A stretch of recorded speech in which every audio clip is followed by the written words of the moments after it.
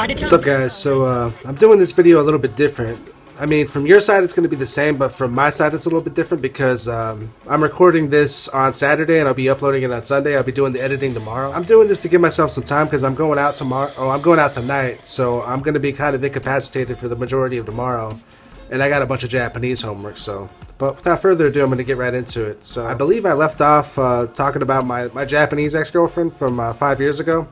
So after that, I came back to Japan because I picked orders back to Japan because I wanted to be able to take care of her. But, you know, she had found another boyfriend while I was on my way back. So, and unfortunately, I turned down these really awesome orders. I was going to be going to, I was going to be stationed in Sasebo, Japan, and I was going to be going around to, Singapore and Thailand and all these different awesome countries that are really awesome. And I was going to be single, getting paid per diem to go there. I remember I walked out of the detailer's office, well, not the detailer's office, I walked out of the office they had me in on the phone with my detailer, and as I was walking, I'm like, that was the dumbest mistake I ever made. I knew it already, because I chose to come back to a ship in Yokosuka, Japan. I had just come from a ship in Yokosuka, Japan, and I was so happy because I was going to Guam, but because of a fucking woman, I decided to come back to a ship. And I'll talk more about this particular ship in the future, but I'll only focus on this ship in regards to my relationship in this video.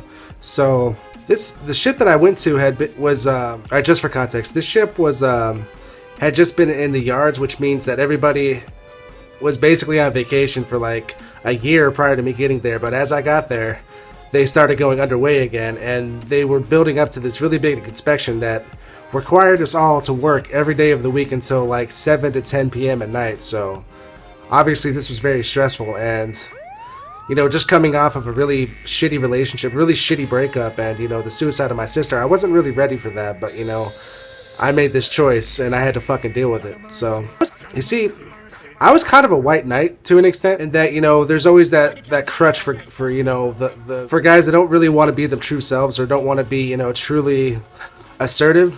They want to be the nice guy, you know? And with my last girlfriend, it was like, oh shit, you know, nice guy victory, you know?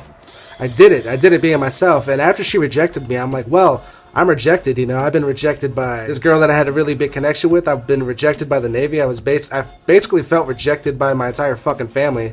And I was almost, in a sense, kind of run out of my hometown because of a relationship. So, you know, it was at this point, it was just full rejection. So I'm like, well, I can't be rejected anymore, so fuck it. And it was at this point I started going out to clubs every night, you know. And it was funny because women were like reacting to this shit. Like, this was the point in time where I had my most luck with women because I just didn't give a fuck. I would go up to women like, hey, you want to go to a hotel? I would go right up to them and say that shit. I remember one time I walked into a club, this girl just started making out with me. That was like the weirdest shit ever. That never happened to me before.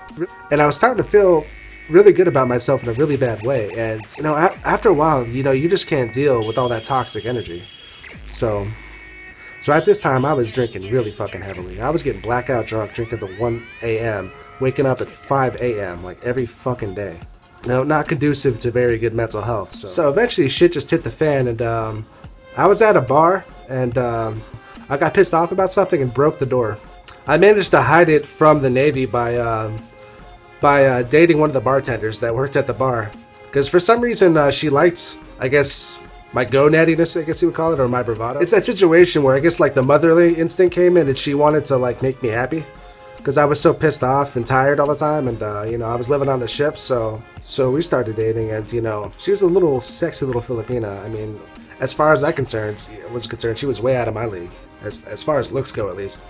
So the problem is, she was always right on the edge of getting kicked out of the country because of her relationship with the mom and the fact that she would always get in fights with fucking customers and her fellow bartenders at the bar. So, oh, and the fact that she was a complete alcoholic. I remember I would come into my apartment and there'd be just cans of fucking Japanese alcohol and beer just sitting all over the place. The first time I walked in and saw that she had drank all my beer, I'm like, oh my god, we're a perfect match. So, you know, I was going through all this. I guess the story's going to be a little bit shorter because, I mean, there wasn't that much, you know, complex emotions involved with this. I was just pissed off. I would get pissed off and yell at her while we were drunk. She'd get pissed off at me while she was drunk and say crazy shit. It all came to a head one night because, in fact, it was the night before the actual big-ass inspection happened, and I had to wake up at 4 in the morning. And so we were out drinking, and it was like 1 in the morning, and she just wanted to keep on singing karaoke. I'm like, hey, baby, I need to go home. I need to sleep for tomorrow. And at this point, she actually threatened me. She said, I'm gonna call one of my customers, have him come here and kick your ass. And I told her, don't ever fucking threaten me like that again. And, you know, we walked to a convenience store on my way back to my apartment, and she actually started taking her clothes off, and this was kind of an awkward situation, so we went back to my apartment, and we were going to sleep and everything, and she kept fucking waking me up, and it was driving me fucking nuts. And I told her she didn't stop waking me up, I was going to throw her out of my fucking apartment.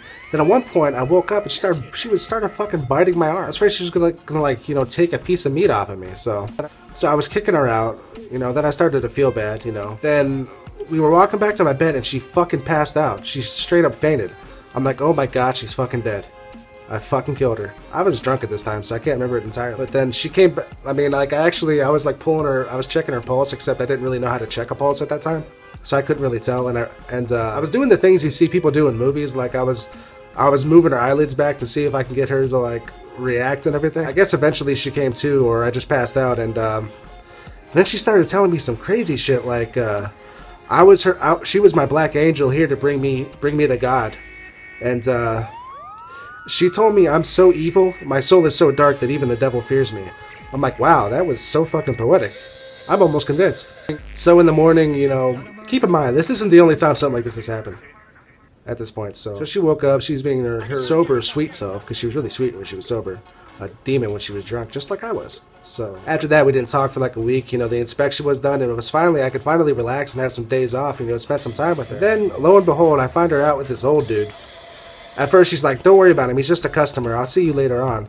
So I saw her later on at like 10 p.m. and she was just like wasted drunk, and I was gonna take her back to my apartment, just let her sleep, then go back out drinking, which in retrospect actually wasn't really a good idea, because she could have, like, you know, choked on her vomit or something. But I guess she was okay. Well, no, she wasn't okay. So then the old dude comes up, he says, okay, she's coming with me. I'm like, who the fuck are you? Get the fuck out of here. This is my fucking girlfriend. And I'm like, so I look at her, I'm like, so this, who do you want to go home with? You know, me or this fat, old, ugly motherfucker right here? And she says, oh, that's my boyfriend. I'm like, oh shit, I guess I can't argue with that. And, you know, I tried to just let her go, but, you know, I wasn't feeling like that at the time. You know, I was a really angry spirit, so I shoved him around a little bit, you know. And then I chased him as they were walking back to his place, and so this lieutenant, it turns out, I found out later he was a lieutenant. The old guy was a master chief. So, lieutenant's like, do you know what you were about to do was rape? I'm like, what the fuck are you talking about? That's my fucking girlfriend. She's like, look, just let her sleep it off, and if she talks to you in the morning, you know, it's meant to be. I'm like, okay, but if either of you touch her, I'm gonna kill both of you. And I was dead serious at the time. But then later on, I was upset. I called her mom, and about a week later, she got kicked out of the country. Oh, it was funny, because the night I found out about this, she was actually following me around Yokosuka with her new boyfriend to all the bars, and her new boyfriend was this old dude. And this dude was still fucking walking with her. I'm like, dude, are you fucking serious? You know she's fucking cheating on you. But, you know, it is what it is, and but that's a little taste of my, you know, crazy ass fucking love life. So I'm not sure if I'll talk more about it, but, you know, at least I'm done for right now. So as always, if you like my video, subscribe. If you like my music, buy it. If you hate me, tell everybody. Out. Pizzaboynizza. Pizzaboynizza.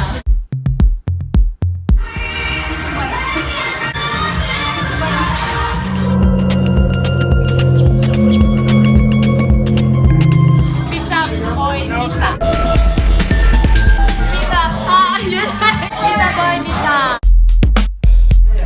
Pizzaboynizza. Pizzaboynizza.